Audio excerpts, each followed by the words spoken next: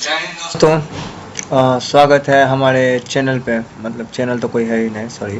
हाँ, चलिए एक क्लास बनाते हैं। किस नाम से क्लास आज बना है, किस नाम से बना है, मान लेते हैं इंटर्निंग नाम से ही एक क्लास आज बनाते हैं। ठीक है। आज का टॉपिक है कि इंटरफेसेस के बारे में, कि अब मतलब फंक्शनल इंटरफेस को थोड़ा सा और डिस्क्राइब करेंगे तो ज़्यादा बेहतर लगेगा। ठीक है। सबसे पहले हम ए नोटेशन का यूज़ करेंगे, थोड़ा सा कुछ इम्पोर्टेंट फीचर्स इसका दिखाने के लिए। Functional interface. ठीक है। यहाँ पे मान लेते हैं मेरे पास है कि इंटरफेस ए। ठीक है। इसमें मान लेते हैं मेरे पास एक मेथड है पब्लिक वॉइड m1। ठीक है। ऐसे टाइप से हम एक इंटरफेस बनाया हुआ है। ये मेरा एक फंक्शनल इंटरफेस है। एग्जैक्टली इसको अगर यदि कॉपी पेस्ट कर दिया जाए, ठीक है, और अगर यदि हम यहाँ पे लिख देंगे एक्सटेंड्स, क्या कि मतलब एक इंटरफेस दूसरे इंटरफेस को एक्सटेंड्स करता है। अगर हम इसको एक्सटेंड, यहाँ पे ए होगा, इसका नाम चेंज करके बी कर देंगे। अगर यदि हम ऐसा करेंगे तो ये बताओ कि ये जो नीचे वाला क्लास है मेरा, ये मेरा एक टाइप से फंक्शनल इंटरफेस रहेगा कि नहीं रहेगा। रुको, इसको कमेंट करने दो।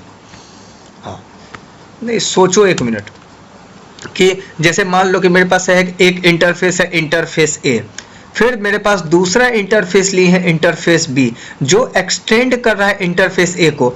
यहाँ पे हम एक ए नोटेशन यूज की है फंक्शनल इंटरफेस का। इसका मतलब है कि कंपलसरी इंटरफेस बी को फंक्शनल इंटरफेस होना ही पड़ेगा, वरना कंपाइलेशन एरर आएगा। ए नोटेशन का यही काम होता है। ठीक है। और इस इंटरफेस के अंदर में हम एक मेथड लिखे हुए हैं पब्लिक वॉइड m1। ठीक है, चलो हम इसको चेंज कर देते हैं, m2 कर देते हैं, ताकि तुम लोग अच्छे से जवाब दे सको। ये मेरा m1 है, ये मेरा m2 मेथड है। अगर यदि हम इसका कमेंट हटाएंगे तो क्या होगा, मतलब कंपाइल टाइम एरर आएगा कि नहीं आएगा? क्यों? क्योंकि ये जो मेरा फंक्शनल इंटरफेस है बी, इसके अंदर एक मेथड है मेरा एब्स्ट्रैक्ट मेथड, और फंक्शनल इंटरफेस में एक एब्स्ट्रैक्ट मेथड कंपलसरी है, होना ही चाहिए, तो हम डाले हुए हैं। बट कंपाइलेशन एरर आएगा। देखो, कंपाइलेशन एरर आ गया।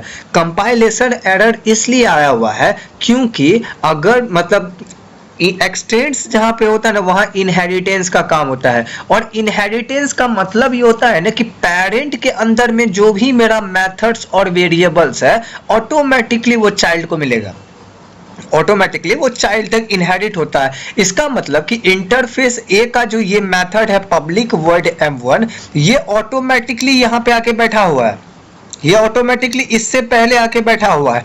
और हम इसके अंदर में एक और मेथड लिख दिए हैं। इसका मतलब कि अब इंटरफेस बी के अंदर में दो मेथड है, एक मेथड नहीं है, अब इसके अंदर में दो मेथड है। और फंक्शनल इंटरफेस का रूल है कि कम से कम मिनिमम एक मेथड होना चाहिए। इस वजह से हमको ये कंपाइलेशन एरर दे रहा है। मेथड को हटाएंगे, कंपाइलेशन एरर खत्म, कोई कंपाइलेशन एरर नहीं है। मान लो, चलो ठीक है, सेव करते हैं इसको, फंक्शनल इंटरफेस को चेंज करते हैं, इसको नहीं रखते हैं। ठीक है। हम इसके अंदर दो तीन मेथड बनाना चाहते हैं। रुक जाए, इसी को कॉपी पेस्ट करके m2 m3 m4 कर देंगे। इसको m2 कर देते हैं, इसको m3 कर देते हैं। ठीक है। अगर यदि हम यहाँ पे ये इसको भी हटाते हैं, चलो कोई एरर नहीं है। अगर यदि हम यहाँ पे लिखेंगे फिर से, अगर यदि कॉपी पेस्ट करके अगर हम यदि यहाँ पे m4 लिखेंगे, तो कुछ ऐसा सीन हो रहा है ना कि इस इंटरफेस बी के अंदर में 4 गो मेथड है, टोटल 4 मेथड, हमको चारों मेथड को डिफाइन करना पड़ेगा। और इस इंटरफेस के अंदर में 3 मेथड है। ये मेरा पेरेंट इंटरफेस है, इंटरफेस है। क्यों? क्योंकि ये मतलब बी एक्सटेंड कर रहा है ए को, मतलब बी चाइल्ड हुआ, ए पेरेंट हुआ। पेरेंट के अंदर में 3 एब्स्ट्रैक्ट मेथड है और चाइल्ड के अंदर में 4 एब्स्ट्रैक्ट मेथड है। इसका मतलब कि यहाँ पे मेन फंक्शन लेके कंपलसरी हमको 4 का चारों मेथड को डिफाइन करना पड़ेगा, वरना कंपाइलेशन एरर आएगा फ्यूचर में, अगर हम इंटरफेस को यूज करने के लिए जा रहे हैं तो। ठीक है। चलो, अब इसी से रिलेटेड कुछ और भी करते हैं। पहले मतलब दिखा देते हैं 2-4, मतलब ये बना के, क्या बोलते हैं, ये लैम्डा एक्सप्रेशन लिख के बता देते हैं, ताकि थोड़ा सा अच्छे से समझ में आए। मतलब पहले तो हम क्लियर कर चुके थे वीडियो में, लेकिन फिर भी चलो हम एक और ले रहे हैं इंट ए कमा इंट बी ऐसे करके। हमको इसका लैम्डा एक्सप्रेशन लिखना है। तो लैम्डा एक्सप्रेशन कैसे लिखते थे, इंटरफेस का नेम बी, फिर object is equal to reference लेते थे, ठीक है। उसके बाद मान लेते हैं मेरे पास दो वेरिएबल है ना, तो ब्रैकेट डालेंगे। अगर सिंगल वेरिएबल होता तो ब्रैकेट का कोई काम नहीं था, बट यहाँ पे मेरे पास इंट ए और इंट बी दो है पैरामीटर्स में, इसलिए हमको ब्रैकेट लेना कंपलसरी है। यहाँ पे मान लेते हैं ए कमा बी लिखे, डंडा यूज किए लैम्डा एक्सप्रेशन का कॉलम और यहाँ पे लिख दिए ए प्लस बी नॉर्मली, ठीक है। यहाँ बी में क्यों कंपाइलेशन एरर आ रहा है, लैम्डा एक्सप्रेशन पर कैन बी रीडिक्लेयर। अच्छा यहाँ भी बी लिख दिए है और वहाँ पे बी लिख दिए है, इसीलिए इसको आ रहा है। चलो ठीक है, हम इसको सी कर देते हैं या फिर इसको बी रहने दो, इसको हम एक्स वाई कर देंगे। हम कोई भी वेरिएबल लिखेंगे ये चेक करेगा सबसे पहले कि दो आर्गुमेंट्स वाला कहाँ है। अगर इसको दो आर्गुमेंट्स वाला मिल गया तो वहीं पे काम करके दे देगा। ये नहीं चेक करता कि ए है कि बी है सी है, ये मजहब नहीं देखता है, ठीक है। और हम क्या करेंगे, ये मेरा एक टाइप से प्रिंट करवा सकते हैं क्योंकि ये वर्ड नहीं है मेरा। तो क्या प्रिंट करवाना है भाई, तो बी ऑब्जेक्ट का नेम डॉट मेथड का नाम क्या है मेरा, M4 है मेथड का नाम। इसके अंदर में दो आर्गुमेंट्स पास करना है, चलो 10 पास किए और 20 पास किए। हमको आउटपुट में यहाँ पे x प्लस वाई तो 30 आना चाहिए, 30 आ गया। ऐसे टाइप से हम लोग इसका लैम्डा एक्सप्रेशन लिखते हैं। चलो आज थोड़ा सा डिफॉल्ट मेथड के बारे में बात करते हैं कि डिफॉल्ट मेथड और स्टैटिक मेथड क्या होता है। मतलब डिफॉल्ट स्टैटिक मेथड उतना भी कोई कॉम्प्लिकेटेड नहीं होता है, बट फिर भी थोड़ा मोड़ा डिफॉल्ट और स्टैटिक मेथड के बारे में जानना कंपलसरी है। तो डिफॉल्ट मेथड और स्टैटिक मेथड का बेसिकली मतलब ये है, जैसे मान लेते हैं मेरे पास ये इंटरफेस फंक्शनल इंटरफेस है, फंक्शनल और फिर इंटरफेस, ठीक है। ये फंक्शनल इंटरफेस है। फंक्शनल इंटरफेस में कंपलसरी एक मेरे पास मेथड होना ही चाहिए था, एब्स्ट्रैक्ट मेथड। हो गया, हम लिख दिए हैं, चलो कोई बात नहीं। हम यहाँ पे चाहेंगे तो डिफॉल्ट वॉइड M1 ऐसे करके मेथड हम बना सकते हैं, कोई कंपाइलेशन एरर नहीं है, हम चाहेंगे तो कर सकते हैं। डिफॉल्ट मेथड का काम ही होता है बाय डिफॉल्ट एग्जीक्यूशन का, ठीक है। मान लेते हैं हम इसको कर रहे हैं आई एम डिफॉल्ट, ठीक है।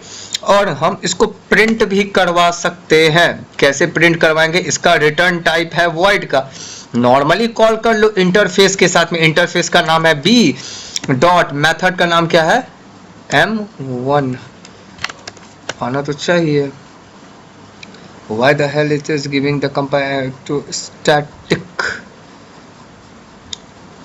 अच्छा इसका ऑब्जेक्ट बना के कॉल करना पड़ेगा ना, सॉरी। हाँ अरे नहीं यार, डिफॉल्ट था यार, तुम लोग भी ना, डिफॉल्ट है, सॉरी। हाँ डिफॉल्ट है, ये मेरा एक टाइप से नॉन स्टैटिक मेथड है, इंस्टेंस मेथड है। तो इंस्टेंस मेथड को कॉल कैसे करते हैं, ऑब्जेक्ट के रेफरेंस के साथ में। ऑब्जेक्ट बनाए हुए हैं बी नाम से, बी डॉट M1 नॉर्मल। ये बी हम इसी का ऑब्जेक्ट ही बनाए ना, एक टाइप से इंटरफेस ही का ऑब्जेक्ट हम यहाँ पे बी बना रहे हैं ना। ये जो बी दिख रहा है ये क्या है, वही उसी है ना। तो हम इस ऑब्जेक्ट के रेफरेंस में कॉल करते हैं इंस्टेंस मेथड को, उसको कॉल किया नॉर्मली, आ जाएगा आई एम डिफॉल्ट। कोई कंपाइलेशन नहीं, ऐसे करके हम लोग डिफॉल्ट मेथड को लिखते हैं। बट डिफॉल्ट मेथड में भी बहुत सारा केसेस एंड कंडीशनल प्रोबेबिलिटीज होता है, ये सब भी थोड़ा मोड़ा जानना बेहतर है, ठीक है। अगर यदि मान लो कि हम अगर ओवरराइड करने के लिए जा रहे हैं,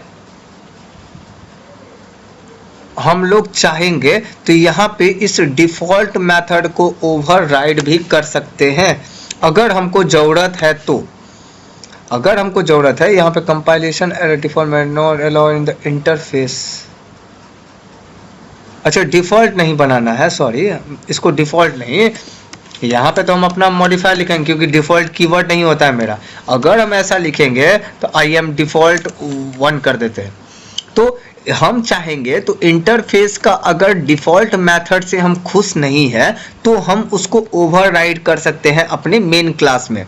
और जब भी प्रोग्राम एग्जीक्यूट होगा चाइल्ड को प्रायोरिटी मिलेगा, इसका मतलब सबसे पहले ये एग्जीक्यूट होना चाहिए। I am default M1 save नहीं किए हैं क्या, I am default, what the hell it is giving I am default.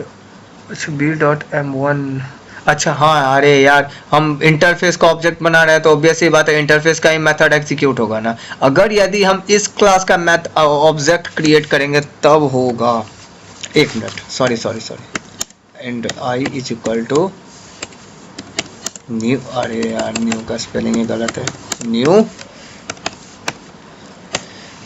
i.m1, देखो आई एम डिफॉल्ट m1 आ गया। क्यों? क्योंकि ये मेरा जो मेथड है, मेरा ये m1 मेथड जो है मेरा, ये किसके अंदर है?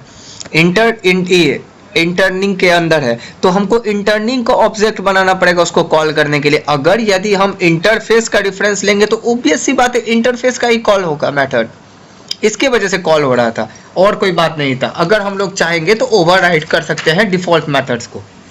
और भी कुछ कंडीशनल केसेस होता है, हम डिफॉल्ट मेथड को, मतलब कोई भी मेरा जो ऑब्जेक्ट क्लास का मेथड है, हम उसको इंटरफेस के अंदर में नहीं डाल सकते हैं। ठीक है, जैसे मान लेते हैं एक मेरा हैश कोड मेथड होता है, public int HASHCODE, hash code ही होता है ना। हाँ, कंपाइलेशन एरर आया है। क्यों कंपाइलेशन एरर आया है भाई? Add return statement, public int hash code यही मेथड होता है ना। हैश कोड का C कैपिटल होता है क्या? एक मिनट देखो, a default method cannot override a method from object class। इसका मतलब कि यही अभी बता रहे थे कि डिफॉल्ट मेथड जो होता है ना, वो ऑब्जेक्ट क्लास के मेथड को ओवरराइड नहीं कर सकता है। इसके पास इतना पावर नहीं होता है कि ये ऑब्जेक्ट क्लास के मेथड को एक टाइप से ऑब्जेक्ट क्लास के मेथड को ये एक टाइप से ये क्या कर सके, मतलब अपने में मतलब ओवरराइड कर सके। इतना इसका पावर नहीं होता है कि ऑब्जेक्ट क्लास के मेथड को ये ओवरराइड कर सकता है। ठीक है, और डिफॉल्ट मेथड में बेसिकली इतना कुछ ही होता है। आगे स्टैटिक मेथड भी एक है, स्टैटिक भी बता देते हैं। देखो, स्टैटिक मेथड को क्यों बनाया गया है, इसका बेसिक रीजन ये है कि इंटरफेस है, इंटरफेस के अंदर ना ऑब्जेक्ट क्रिएट कर सकते हैं, ना उसका कंस्ट्रक्टर होता है, कुछ भी नहीं होता है। जब इसके पास ना ऑब्जेक्ट है ना कंस्ट्रक्टर है, इसका मतलब कि इसको इंस्टेंस वेरिएबल से कहीं तो झगड़ा है। इंस्टेंस वेरिएबल से इसको लड़ाई हुआ है, झगड़ा हुआ है। ये इंस्टेंस वेरिएबल को इंटरफेस देखना भी नहीं चाहता है।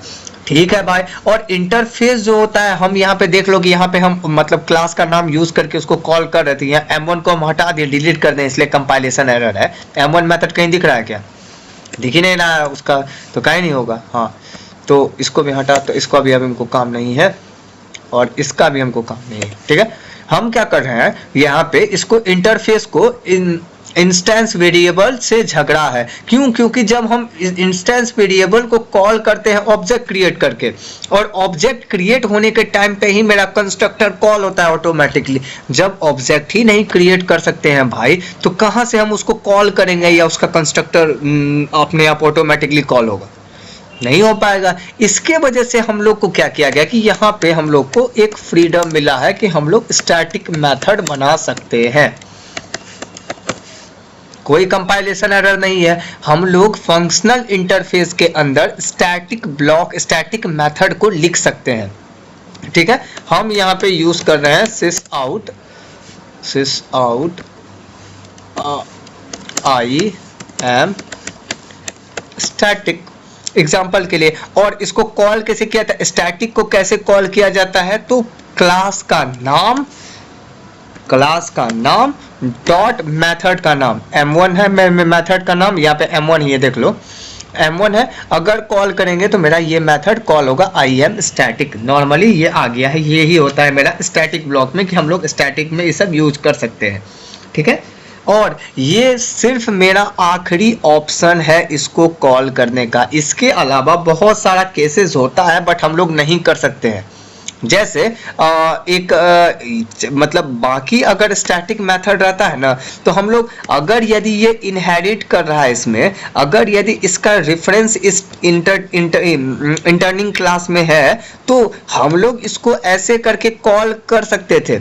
अगर कोई नॉर्मल मेथड होता तो अगर नॉर्मल मेथड होता तो हम इसको कॉल कर सकते थे, लेकिन ये इंटरफेस का मेथड है तो हम इसको इस तरह से कॉल इसमें नहीं कर सकते हैं। दूसरा था कि हम चाहते तो इस क्लास का एक ऑब्जेक्ट बना के भी कॉल होता है, स्टैटिक ऑब्जेक्ट बनाने के बाद भी कॉल होता है। वो हमको मतलब बनाने का यूज ही क्या है, फालतू का मेमोरी वेस्टेज होगा, इसके वजह से हम लोग ऑब्जेक्ट नहीं बनाते हैं। लेकिन चाहेंगे तो हम बना सकते हैं, ऐसा कोई बात नहीं, तुम करके देखो, कोई दिक्कत नहीं है। बट अगर यदि इंटरफेस का मेथड है स्टैटिक तो हम लोग ऑब्जेक्ट बना के भी इसको कॉल नहीं कर सकते हैं। कंपलसरी हमको सिर्फ एक ही ऑप्शन बचा है और वो ऑप्शन है इंटरफेस का नेम डॉट मेथड का नेम। इसको यूज करके ही हम लोगों को स्टैटिक मेथड को कन्वर्ट करना है। यही बेसिक फंडा होता है। चलो अब इतना हो गया है तो थोड़ा प्रेडिकेट सब के बारे में भी देख ही लेते हैं। प्रेडिकेट सब क्या होता है, मतलब फंक्शनल इंटरफेस सब क्या है, ये सब को हटाओ, ये सब का भी कोई काम नहीं है। ठीक है, स्ट्रिंग अरे आर्क्स, एक कर्ली ब्रेसेस छूट गया था, हाँ इसको भी b.mn को भी हटाओ, इस सब को भी हटाओ, तब कोई यूज का नहीं है, हटाओ भाग यहाँ से, इसको भी हटाए। ठीक है, थोड़ा ऊपर आओ, हाँ चलो अब यहाँ पे हमको क्या करना है कि मान लेते हैं हम यहाँ पे प्रेडिकेट करना चाहते हैं, प्रेडिकेट बता देते हैं। प्रेडिकेट क्या होता है, इसका एक टाइप से रिटर्न टाइप होता है, मतलब एक टाइप से इसका ये प्रोटोटाइप होता है, प्रोटोटाइप होता है मेरा इंटरफेस प्रेडिकेट कैपिटल टी। अरे यार ये इधर क्यों चला गया, कैपिटल टी और फिर इंटर कर्ली ब्रेसेस स्टार्ट, फिर कर्ली ब्रेसेस के अंदर में रहता है मेरा पब्लिक बूलियन टेस्ट और इसके अंदर में होता है मेरा टी। ठीक है, चलो और यहाँ कर्ली ब्रेसेस खत्म। एक टाइप से इसका इस तरह का फंक्शनैलिटी होता है, इंटरफेस को ऐसे ही डिफाइन किया गया है और ये पाया जाता है तुमको import java.util.function function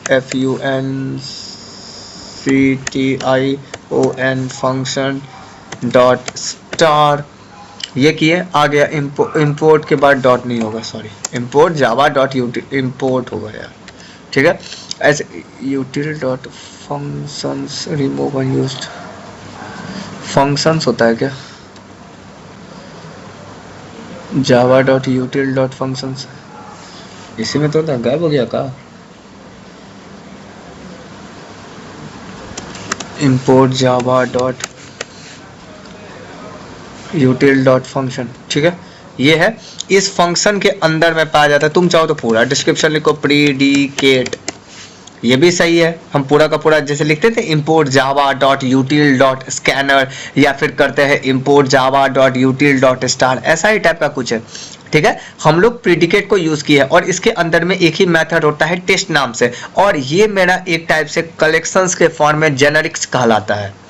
जेनेरिक्स का काम होता है कोई रिटर्न वैल्यू अगर ना देना चाहते हैं, मान लो कि हमको इनपुट में किस टाइप का वैल्यू आएगा हमको नहीं पता है, इंटीजर आएगा या फ्लोट आएगा या बुलियन आएगा या किस तरह का वैल्यू आएगा हमको नहीं पता है।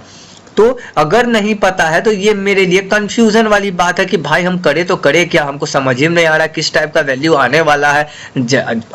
हम मान लो कि हम एक्सपेक्ट कर रहे हैं कि इंटीजर में वैल्यू डाले, किसी से मतलब पूछेंगे भाई तुम अपना पैसा डालो कितना तुमको अकाउंट से पैसा निकालना, कोई जाके अपना नाम ही दे दिया, ABCD करके कुछ पेस्ट कर दिया, भाई तुम ही बताओ ABCD अमाउंट में से थोड़ी रिड्यूस होता है, वो इंटीजर है और ये स्ट्रिंग है, तो दोनों का कोई कंपैरिजन नहीं है। इसके वजह से प्रेडिकेट्स को मतलब प्रेडिकेट्स में जेनेरिक्स का यूज किया गया। जेनेरिक्स का काम होता है कि तुम्हारे रिटर्न वैल्यू का झंझट खत्म करने का, कि तुम्हारे रिटर्न वैल्यू का झंझट खत्म कर दे। ठीक है, और ये मेरा एक ही टी है, इसका मतलब ये मेरा एक ही आर्गुमेंट्स को लेगा। इसका मतलब कि इसमें हम लोग सिर्फ एक इनपुट ही डाल सकते हैं, वन इनपुट एक्सेप्टेड, सिर्फ एक ही इनपुट डाल सकते हैं। प्रेडिकेट लिखेंगे कैसे, इसको कॉपी करने दो, इतना लंबा लाइन नहीं लिखेंगे। प्रेडिकेट मान लेते हैं P, इज इक्वल टू, हमको क्या करना है, मतलब ये इसका हमेशा बुलियन में देता है। मान लेते हैं कि हमको इवन और चेक करना है, ठीक है। आई हमको एक नंबर, मतलब एक नंबर है, मतलब उसको हम आई में स्टोर करके रखे हुए मान लेते हैं। क्यों? क्योंकि इसका टाइप ही है टी टाइप का, हम इसको जिस टाइप में डालना चाहेंगे उस टाइप में ये डालेगा, ठीक है। हम आई किए और साथ में हम रिटर्न कर रहे हैं i modulus 2 is equal to 0। Simple. ये क्या आई में कंपाइलेशन एरर था, ऑपरेटर परसेंटेज,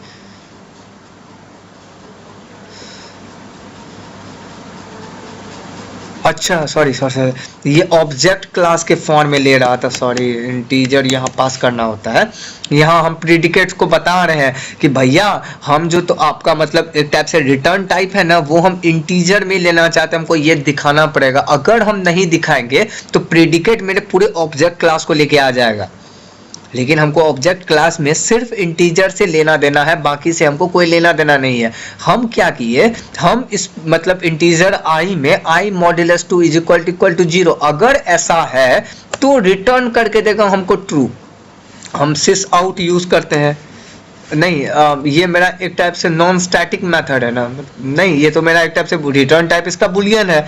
इसका मतलब कि हम इसको सिस आउट में प्रिंट करवा सकते हैं, सिस आउट। और सिस आउट में हम क्या प्रिंट करवाने के लिए गए हैं, ऑब्जेक्ट का नेम है p डॉट, अब मेथड का नाम क्या है मेरा टेस्ट, और इंटीजर में मान लेते हैं हम दिए हुए हैं 13 कि ये 13 मेरा इवन नंबर है कि नहीं है। फॉल्स आया, सिंपल। अगर हम इसको चेंज करके 12 करेंगे, ऑब्वियस सी बात है हमको ट्रू रिटर्न करके देगा।